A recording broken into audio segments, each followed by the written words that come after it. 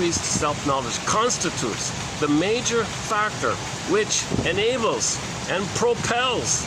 So it's a propelling phenomenon. It'll propel you.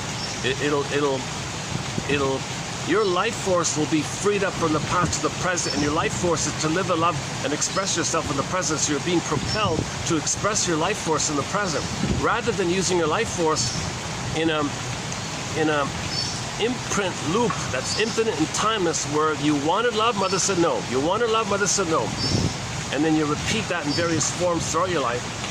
And now, how do you emancipate yourself from this curse, jinx, destiny, whatever you want to call it? How do you emancipate yourself? Well, if you're consciousness, if you're conscious of it, it convinces you that the present isn't the past. It convinces you that that the present is different from the past, and there's no need to try to save your mother still. There's no need to wait for your mother to love you, to change your ways. You're not in the nursery anymore.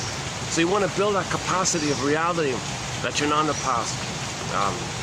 When there's too much pain, deny reality, kind of thing. Increased self-understanding constitutes the major factor which enables and propels therapeutic progress and change. So that's the hope, right? Know thyself. So Robert Bly's mantra: read psychotherapy for 10 minutes a day, people. He spoke to large audiences and auditoriums all around the place, telling men, hundreds, sometimes thousands of men, read psychotherapy for 10 minutes a day. Grief is the doorway to your identity and feelings. Read psychoanalysis, read the psychoanalytic perspective. Now, when he said read psychology, he didn't mean the trite stuff. Most pop psychology is trite, erroneous, vague, it's too vague and trite, and it's usually wrong. He didn't mean that stuff. He meant like the analytic kind of ideas. Things like projection. He talked a lot about projection. Okay? And it's commonly called shadow work.